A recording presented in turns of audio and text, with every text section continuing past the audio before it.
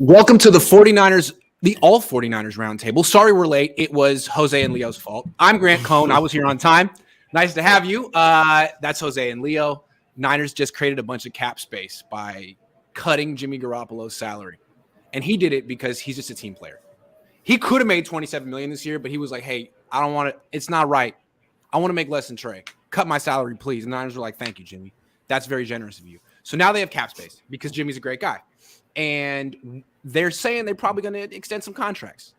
Who do you think will be the first person the Niners extend with the Jimmy money? Leo, you're first. The first person that I think they should extend is probably Emmanuel Moseley. If you look at his 2021 season, it was outstanding. Like literally one of the best in the league. Could have been a Pro Bowler, but he's not a household name. Like if Patrick Peterson had the season Emmanuel Moseley had, Patrick Peterson would have probably been all pro. Let's be honest about it. Or Richard Sherman. You know what I mean? Exactly. Yeah, someone with notoriety, of course. He gave up no touchdowns last season. Yeah. According to PFF, he gave up one. But I looked back at that play. It was zone coverage. The guy scored a touchdown on the other side of the field. I was like, how are you guys counting that to Emmanuel Moseley? The guy at PFF said, oh, it was because he was lined up in front of the receiver before the play. Shout out. Yeah. Pro Football Reference has him giving up no touchdowns and a quarterback rating of 65 last year. Yep. Exactly. So I think it's got to be Emmanuel Moseley because if he does what he did last year, oh my God, that we're talking about a heavy contract now, maybe looking at around $12 million per year or so. Maybe you sign him now, save some money, get him around 8 to 9. And he's a young player. He's still a young player in his mid-20s. I would do it now if I'm the 49ers. And that's obviously not including Nick Bosa in that situation. So my plan B would be Emmanuel Moseley. That's a good one. Emmanuel Moseley, the first one that pops in my head. I think other than the next person I would probably just think about is just Jimmy Ward. I know right now it's starting off at a bad foot, or I guess a bad hamstring, not a bad foot.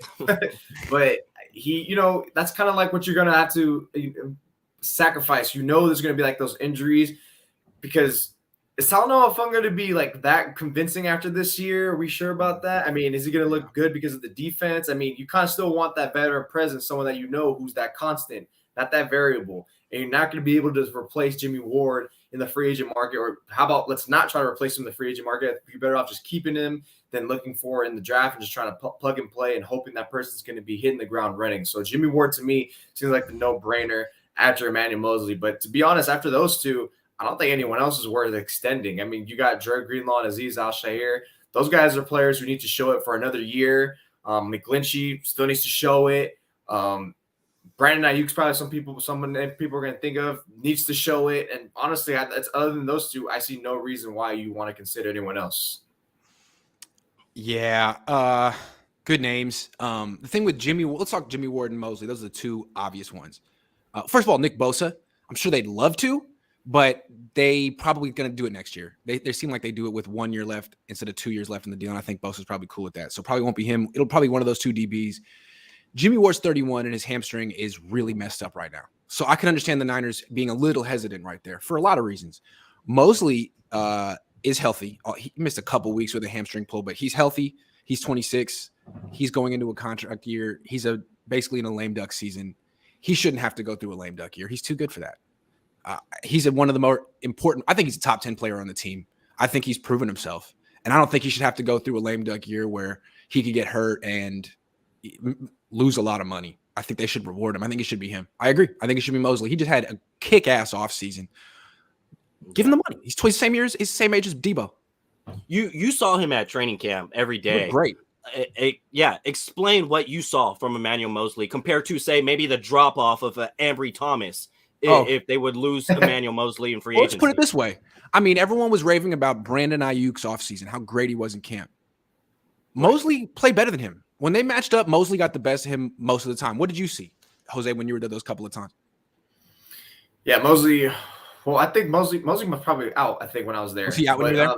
Yeah, it was out. I mean, Ayuk was, straight dusting everyone. But, like Moseley, the way everything just sounded like, to me, it's about what Leo just brought up, Ambry Thomas. It's also thinking about, okay, we'll extend him now because look who you have after that. There's no one after that other than Ward and Mosley. What are you going to do? We got Deommodore Lenoir, who's been okay, but that's preseason. Jason Verrett, who knows, with him always being injury prone. So this is a fantastic investment to put on with him.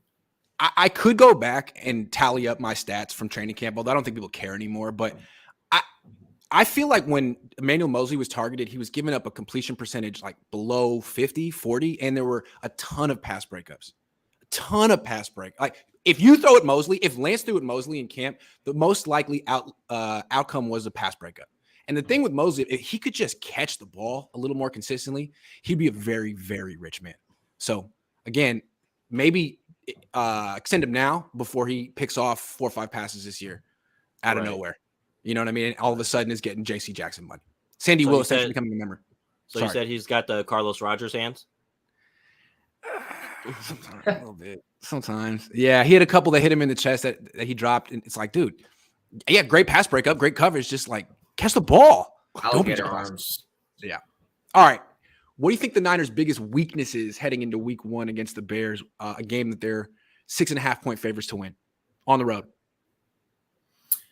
Jose. It has to be offensive line, right? It has to be offensive line. It's hard to think anything else. I mean, look, that's their biggest weakness, but you're playing against the Bears. Like, how much are those weaknesses actually going to get exposed like that? I mean, I think the only thing I can see is probably because that coach, Bears coach, Eberflus, whatever his name, Matt Eberflus, defensive guy, Eberflus, whatever, Tuberflus, whatever the hell you want to call his name. He did play against the 49ers with the Colts defense. He was defensive coordinator, so they had like some success, but that was of course against Jimmy Garoppolo. So maybe you see some names. So maybe you see some ways that they can correct themselves from last time with Lance. You can get them more rollouts and try to defeat some of those zone coverages and whatnot. But that's probably like the only thing I can think of is pretty much these offensive line, how that Bears pass rush could probably try to get him. But I don't think they're going to have too much of a worry. You know, maybe there's going to be some moments where Lance running from the life, but I don't think they'll be too much concerned because considering it's the Bears week 1. Yeah, I look at it, it's the Bears week 1, but the 49ers also struggled against the Bears last season. Sure. And you would think that the Bears are probably going to be a little more sound defense with Eberflus coming over there from the Colts. So it's just, you know, they struggled last year with them, and Justin Fields, you know, looks like he may be a little better considering the preseason. He had 3 touchdowns, no interceptions, quarterback rating of 133.1. I seen a freaking graphic with him and Patrick Mahomes preseason. I was like, all right, that's a little premature, but it's I think it's going to be more so the 49ers secondary, especially with the absence of Jimmy Ward. I think that could be a weakness because Cole Kmet is expected to be a guy with the Bears offense. And what does Jimmy Ward do so well is shut down tight ends. You have also Mooney over there, who's a decent receiver. I would say better than average. And what do the 49ers have done in the past was struggle against number 1 receivers of the other team. They also do have good running backs with Montgomery and Herbert. Fields, we saw them struggle to contain Fields last season. I think the absence of Jimmy Ward may be the biggest weakness because you figure like head-to-head matchup, 49ers offense should have an advantage of the Bears defense. But if the Bears offense could be that wild card to give the 49ers, you know, little fits on defense, I'm not saying put up 30, 40 points, but if they could make this game closer than what it should be, I think the weakness is going to be the absence of Jimmy Ward at that point. Okay, I'm going to be specific. You guys both went O-line. Right tackle. I don't even know if it's going to be Mike McGlinchey in this game, but if he is Mike, I mean, he's coming off an injury. He hasn't done much this offseason. And if it's not Mike, is Colton McKivitz? Who is it? I don't even know. Jalen Moore? Colton McKivitz? Probably McKivitz. Like, it has to be McKivitz. I mean, probably. Okay, so you got Colton McKivitz against Robert Quinn. Like, the Bears aren't great, but you good? You good? No, they're trying to ask me something. This guy. Okay, I'm gonna keep going. I think it's right tackle. I think it's gonna be Colton McKivitz going up against Robert Quinn. Robert Quinn had 18.5 sacks last year. I mean, the Bears aren't great, but they were beating the Niners at halftime last year, and that's just an awful matchup for the 49ers, which could really impact what they do offensively. It could force them to keep Kittle in the block and help out all kind of stuff. So that's huge. And then also, like, what's up with Debo? He's got a contusion. He didn't practice yesterday. When's he coming back? What shape is he in? He's not like overweight, but he's not in the shape he was in last year when they went to Chicago and he took over. Is Elijah Mitchell healthy fully? Yeah. What's up? Like, what's up with that? Like, Debo is so important to this team. He's the reason they beat the Bears last year. What's he going to be like? What is he going to be like week one? Because last year, week one, he took over. He was ready to go as soon as the season started. This year, he might need to get into shape. Like, what's he going to be like week one? That's my question with Debo. It's important. Bosa's ready to go. Everyone else, So I don't know. That's my question. Otherwise, they should freaking win. Yeah. If they lose, name 4 players on the Bears defense right now. Go. Robert Quinn. They have Eddie Jackson. They got Dominique Robinson as a rookie from this year, and Roquan Smith. Boom. Nice. That's well done. Can you name any more?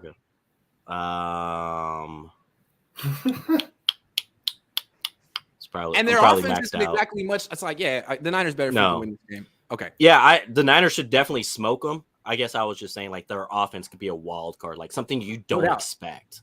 I would think this is the Niners can win this game with defense and running. I would think this could be one of those games where you just bully them, essentially. Lions week 1 last year. Yeah. Okay. So sticking with this game, what does Trey Lance need to do to silence his critics? Because he has a lot of them, and they hold him up to a very high standard. Silence his critics in week 1. I think nothing. There's he's got to go out there and control what he can control, because at the end of the day, if he struggles Sunday Night Football against the Denver Broncos week 3, they're going to go, well, week 1 and 2 were against the Bears and the Seahawks. And so it's like, honestly, when it comes to week 1, probably nothing. What would help Trey Lance to silence the critics if you don't have certain media members at 49ers practice just filming Jimmy Garoppolo the whole entire time?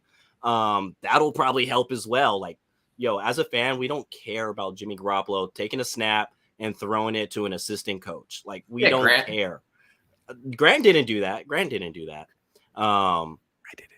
Yeah, you did that. I put it on YouTube. Yeah, people want to see Jimmy. It was his first day back. Okay, YouTube. I put Trey on there too. What I did see people doing on Twitter was being like, "Who threw better? Who has the nicer release? Who was it better?" It's like, okay, so you are kind of feeling a little drama. Yeah. So but like week 1, just Trey Lance needs to control what he can control. Because come week 3, come week 4, if he doesn't play good on national televised games, then those critics are going to come creeping back in with the narrative of you play the Bears and the Seahawks. Good point. What do you think, man? Yeah, I mean, even if Lance is a perfect game, it's not going to matter. He needs to do this for a long period of time, and he has a great game. Everyone's going to say, it was just the Bears. It was just the Bears. So it doesn't matter what he does in this game, dude. It really doesn't. It doesn't matter what he does week 1, week 2. Everything's going to get judged if he's playing well for, like, the first half of the season. It's like, all right, look, he had 4 to 5 good games, 1 great game, 2 stinkers. Look, Trey Lance is playing well. Ultimately, this game's not going to mean anything in terms of whether he wants to improve or make his critics look like fools. It's ultimately just going to make him look worse if he plays badly. It's going to be like, see, look, he's not ready. And then, sure enough, guess what's going to come up? Jimmy Garoppolo, all this and that. So to me, it's not really what he's going to do to silence his critics. He just needs to start it now and then continue that from week 1, 2, 3, 4, 5, 6, 7. And then that's when you're going to start really putting a huge stiff arm on those critics. I mean, the answer should be win. If he wins, that should be like, why are you complaining? It's his 3rd start. He won. He did his job. Yeah. But if people complain when Garoppolo won, people are going to be like, well, he didn't win well enough, just like with Jimmy. So there'll be that. He can't silence his critics. He could throw 5 touchdown passes, no picks, and throw for 400 yards, and people be like, it's just Chicago. See you do it again. He needs to win the Super Bowl to silence his critics. Yeah. Anything short of that, until he wins the Super Bowl, people will always hold on to the Jimmy Garoppolo fantasy that he would have done a little bit better with his skill set. Lamar Jackson in Baltimore doesn't have a Jimmy Garoppolo, and look at all the critics that he still continues to get despite winning an MVP. So it's like you said, unless Trey gets that Lombardi, that's going to be the only way. Yeah, pretty much. So just win the Super Bowl in your first year as a starter. That's it. That's all you have to do, Trey. No pressure. So simple, easy. Okay, so We talked about Trey Lance winning the Super Bowl. There's a prop bet. You go to Vegas and bet on things. One of the bets you could put on right now, first quarterback to get drafted. And I don't really know how betting works because I don't really do that. I'm Jewish, and the pain of losing pain really hurts. It's genetic. I don't know. Maybe not. But I haven't gotten into it. Maybe one day. Plus 850 if you like that action. I don't know what it means. But Trey Lance is plus 850 to be the first quarterback bench this year. Do you guys like that action? You taking that bet? Plus 850. That sounds good. I don't know what it means. Hold on. Let me give you the list of. It means if you put $100, you'll get 150 back if he's benched. That sounds phenomenal. I want that action. Hold on. Geno, not from him though. Okay, so these are the quarterbacks and the odds. Geno Smith plus 500, Jacoby Brissett plus 700, Mariota plus 750, Trubisky plus 775, Tua plus 800, and Daniel Jones plus 800. So Trey Lance is like 7th. Think that's fair? Ryan Tannehill right after him, then Justin Fields. Those are good odds. That's not a bad odd. I mean, but you consider how many like you just listed. I was thinking right now, like Seattle. I'd even throw in maybe even Carolina. I know Sam Darnold's an IR for right now, but he can come back. Maybe he gets benched if Baker's playing bad. I'm not sure I'd put that bet. It'd be tempting because that is somewhat of a value, and I could see that being the case where Lance gets yanked if he's playing badly because I don't trust Shanahan to really just be patient with it. I just don't trust him. I know you said it's not an indictment on Lance, but I just don't trust. It's more me just not trusting what Kyle Shanahan being patient with it because we've already seen what he's done with these young players throughout his career. I mean, we haven't seen him a quarterback yet, but what makes me think he's going to change with the guy just because he's said things? I mean, look, your actions tell me otherwise right now. Why are you keeping Jimmy Garoppolo? That being not the sole reason, I think it's at least part of the reason. So I'm not taking that bet fully because I just think I really like the Seattle one the most because I don't even know they just don't know what they're doing over there. I can see Geno Smith, if he's stinking it up, get benched by like week 5. Well, I'm not going to take the bet because I just don't think he gets benched. I seen what Nick Mullins has been able to do in this offense, and he was able to put up big numbers. But it's like I've seen what Jimmy Garoppolo did more recent with this roster. And it was win a lot of football games and not play very good football. Right. Like, do we have to go back to the NFC divisional round against the Packers? Yeah, Aaron Rodgers wasn't good as well, but Jimmy Garoppolo didn't really do much to win. Cowboys game, he tried to give that game back to the Cowboys. So it's just like seeing what Jimmy Garoppolo did with this team last year. It's like we're talking about the Bears, right? Week 1, they don't win that game without Deebo Samuel, despite Jimmy Garoppolo playing quarterback. So it's just like looking at this current roster, Trey just got to do the bare minimum. And when I say bare minimum is just keep the football with his offense. Don't turn it over much. Convert occasional third downs, and this team will be fine. They'll rack up the wins, and they'll be contending for a division title at that point. So I don't think he's going to get benched, especially for Jim. Like, usually you bench a guy because you may not know what you have in the other guy. Kyle Shanahan's not going to bench Trey Lance because he already knows what he has in Jimmy Garoppolo. And the last thing you want to do is flip the locker room back and forth. You told everybody this is Trey's team. So if you come week 10 and now you bench Trey, it's going to really get really hard to go back to Trey, after that. Like, Trey's going to be fine with Kyle Shanahan. The dude knows how to play with other quarterbacks. I think he knows how to play with Trey Lance. Yeah, I think the national perception of the leash that's on Lance is way skewed. I don't think he has a short leash. I don't think because people keep looking at this situation like it's Steve Young and Joe Montana.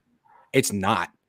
It's so not. Okay, they're looking at it like, okay, well, Trey's Steve and Jimmy's Joe. So Trey, well, even though he's really gifted and really talented and might be great one day, he has to go out there and prove that he can win a Super Bowl right now, that he's ready to win it right. And if not, then they got to go back to Joe because they got Joe Montana on the bench, just sitting there, ready to win a Super Bowl. Like, he's not a savior. It's Jimmy. You go back to Jimmy, well, you know what you're going back to? The guy with the worst playoff fourth quarter quarterback rating ever in the history of the football as a sport. He's not a savior. He's not a Joe Montana. If you go back to him, you're not winning the Super Bowl. You're just wasting your time, which is why they brought in Trey Lance to begin with. Now, Trey Lance may not be Steve Young either. I'm not sure that either one is the answer or the next great quarterback, but you don't have Joe Montana sitting on the bench. It's pointless to go back to him. We've tried this multiple times. We've seen this show. It's a tragedy. It starts off good and everyone's happy, but by the end, it's a tragedy. And there's been multiple seasons of the same ending. So no, I don't think he's going to get, unless he starts off like 0-3 and he's just freaking awful. But I don't see that happening. I don't. No. I don't. No, I think that's the difference there. It's like Kyle Shanahan has a losing record without Jimmy Garoppolo. Well, yeah, the other guys are Brian Hoyer, CJ Beathard, and Nick Mullins. Like Trey Lance. He didn't have a losing record with Trey. Yeah. 1-1. Trey went. Yeah, he wins week 1, and all of a sudden it's a winning record. The only team he lost to was undefeated when he played him. Yeah.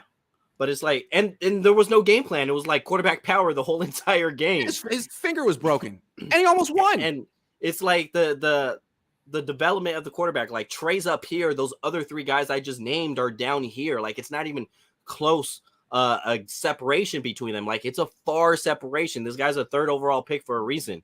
So I think they'll be fine. They'll win more games. They won all these games with Jimmy. They could win them with Trey.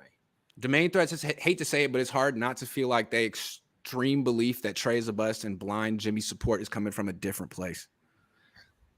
I think I know what you mean. It's strange. Okay. So last year, the 49ers, it was flipped, right? Jimmy Garoppolo was a starter. Trey Lance was the backup, and people and the Niners were like, this is a good thing. We have a great backup. It's not that Trey's not good. He's a great backup, and he's so good, we can't keep him off the field. So we're actually building a package of plays for Trey, and we're going to use a 2-quarterback system because they're both great. They're both amazing. And they tried it. They actually did this for a while, and then they gave it up. But they're both on the team still, and they're saying the same stuff. Jimmy, he's a great backup. He's a starting quarterback. And what great fortune for us that we have him on our team. Okay, all right. So is there going to be a Jimmy G package then? Because he's so good, because you can't keep him off the field? Kyle, is there going to be? And if so, what's it look like? What is the Jimmy G package, and when would you use it? I don't know. What do you guys think? Yeah. Quarterback sneak. Did you know it's a good sneak of a quarterback play? Sneak of a quarterback play. That's his best trade. We're gonna see him come in there like a 4th and 1. Oh, bring him in. We're gonna see him like a mid-relief pitcher that Leo will be watching for the Padres site and everything. It's time. Bring him in. Bring him in. He's gonna pass some theme music. Like what's his name for the Mets, Leo? 2 snaps, 2 carries, 2 yards, 2 first down. Let's go. Hey, but yeah, your best friend on the beat, Lombardi's probably gonna, say that it's gonna be a 4th and 1 package. Or I could see something different. I could see them trying to split Trey out wide as a wide receiver, have Jimmy Garoppolo under center. Put Jimmy at wide receiver. No one will see that coming. Jimmy at wide receiver. No, Kyle's going to do what he did with Johnny Manziel. Jimmy Garoppolo is just going to be like talking to him or something. And then just go bust out. Trey Lance is going to hit him with the I want them on the field together. That would really be 8D chess. Can we get them together? Okay, let's say this. By what week back to each other? Them? By what week are we going to see them on the field? I think it happens. I really do think it may not be a total package, but I do believe there's a plan in place, at least going to be a couple of plays where Jimmy Garoppolo has opportunity to get on. Kyle is a troll. He is. Absolutely. And to his credit, because I am too. So why would he not do this just to mess with people? Yeah. I don't know. He did it last year. I just don't understand. Again, like he did it last year. What's changed? So again, like last year, Kyle just decided that coming off an injury, Jimmy Garoppolo gave him a better chance to win than Trey. What has changed since then? Now Trey gives him a better chance to win. Kyle, you better be consistent. I better see Jimmy Garoppolo on the field 3 times a game doing something. I want to see it. Running the zone read. Him and Trey in the backfield? Together. Oh, that's crazy. Fake the handoff to Jimmy, throw it to Jimmy, throws it back to Trey. Jimmy's open down the field, touchdown. With Deebo Samuel on a sweep. The first 2-quarterback offense, base offense, 2 quarterbacks at the same time. You don't know who's getting the snap. They line up next to each other. And then one gets the ball. The other one just pretends he has the ball. They're both like this in the backfield? It could work. Next They'll level call it stuff. the best friend package, since I think those two keep saying that to each other in the press in the conference. Yeah. Big brother. When they say it this much, at first I believed it. They keep saying it. I'm like, how many times do you have to say it for me to believe this? That's my best friend. We love each other. Really? I don't talk about my best friend like that. I talk about how much I hate my best friend. Yeah. I love it. yeah. You roast the best friends, right? Exactly. Like I don't talk about. He's great. This person here, great, best friend. That's real Let's take a love picture right together. there. You know, like, nah. I hate my best friend. Flav says, not sure why it's such a big deal if Trey sits one more year. He was great. If he was great, Shan would know by now. He's raw. One more year, not the end of the world. Because I don't think sitting him the first year even helped that much. I think he'd be further along had he played. And I think last year was a waste of time.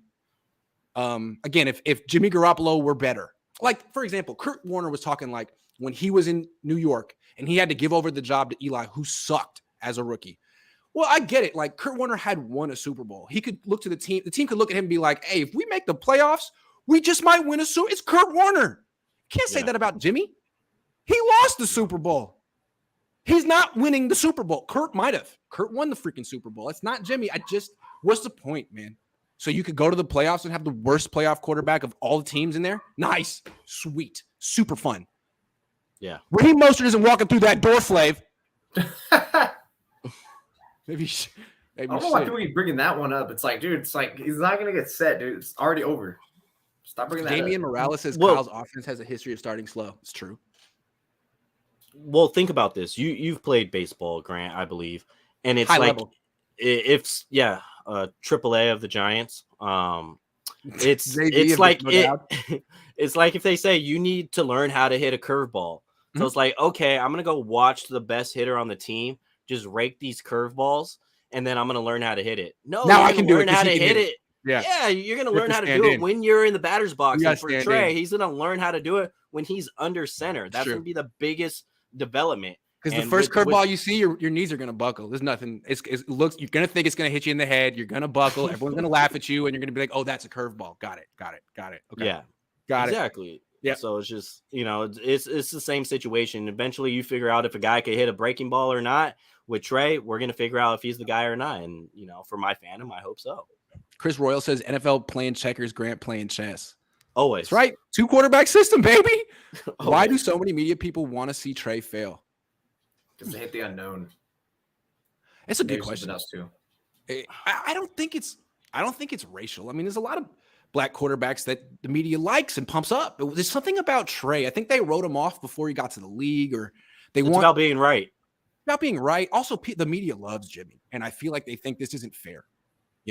Trey, you're replacing Jimmy with this kid from Division II who just got everything handed to him. Like, was everything handed to Trey Lance? He didn't get any. They hate it because he's not your prototypical quarterback who's had like a bunch of starts and everything. That's too. But it's funny because like, well, Mac Jones not. Well, Mac played at Alabama, national championship, and this and that. So his 19 games aren't weighed the same. But it's like, so because it's not. Some people just want a quarterback to be in one place, not moving, playing like Tom Brady. And Jimmy tries to play like Tom Brady. Trey Lance represents like the new age quarterback. And I think some people don't want that evolution. They want the idea of football is a lot of athletes, but this one guy in the eye of the storm who uses his brain to beat everyone, and he doesn't have to move. It's like, yeah, Tom Brady did that. Peyton Manning did that. But who does that anymore? No one. There's no next Tom Brady. It was supposed to be Jimmy, and he's a fraud in that sense. He's not Tom Brady.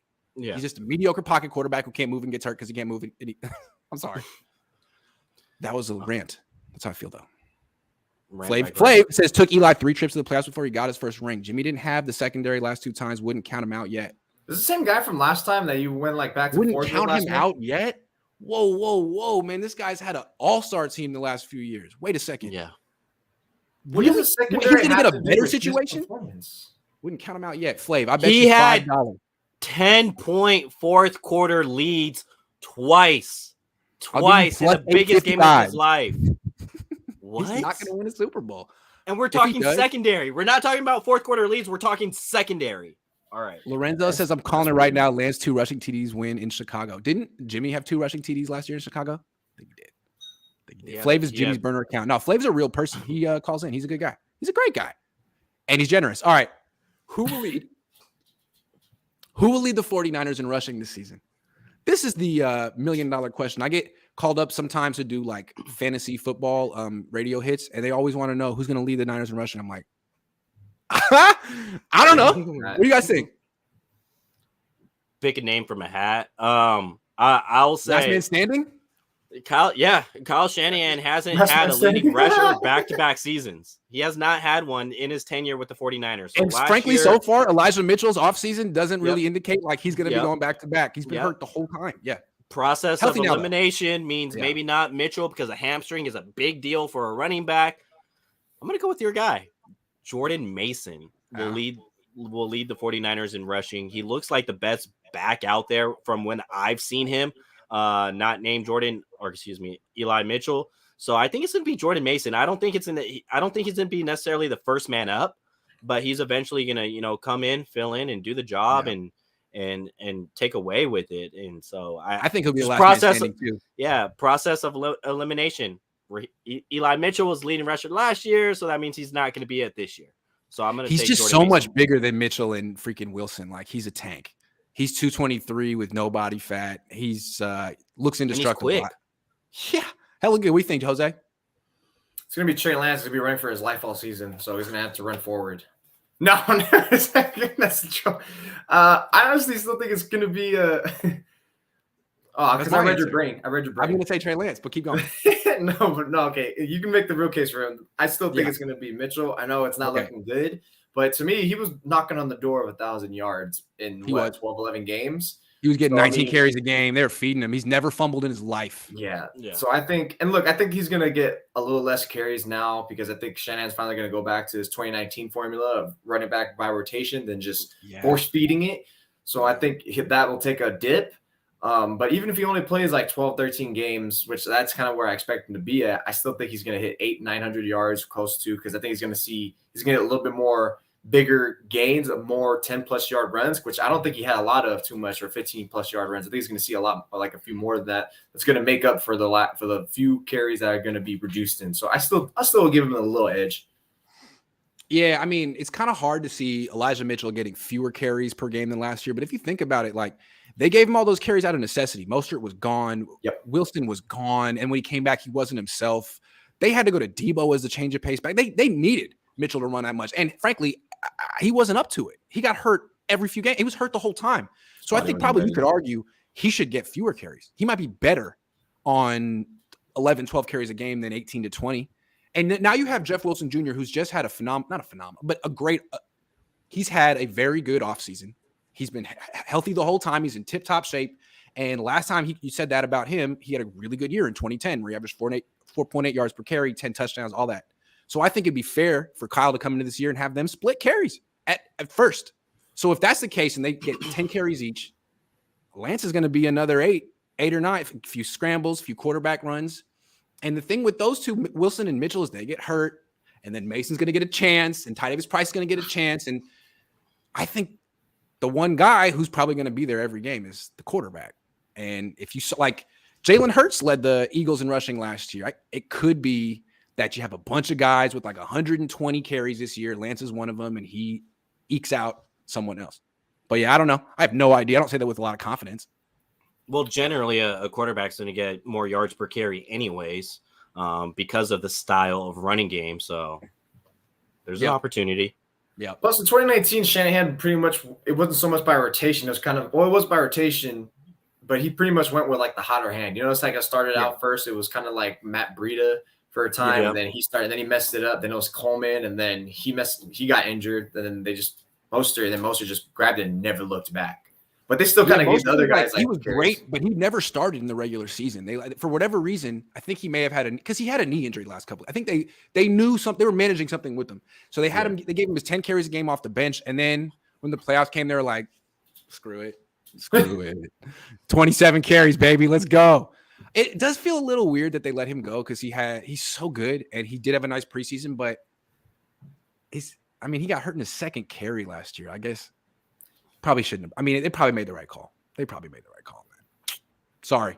I like Yeah, probably did because then you wouldn't have Jordan Mason on this team at that point. Yeah. Raheem says everybody needs to calm down. Every year by the middle of the season, Kyle learns how to exploit every defense he goes against and plays to his strengths. He'll do the same for Trey. Yeah, I would say that's fair. Yep. It's not just Trey. It's Kyle figuring out the best way to use Trey and the offense, and took Kyle until November to figure out last year. but he did figure it out. Flav says Jimmy couldn't stop Mahomes on 3rd and 16 or catch a pop fly interception. Forgot he played D and gave up those. Oh, hold on a second, though. But there were a lot of things that he was in control of. I mean, he has the lowest quarterback rating in the fourth quarter of playoff games ever. Worse than any quarterback you can ever name who ever played in a playoff game ever, Flav. So, I mean, don't talk about the defense.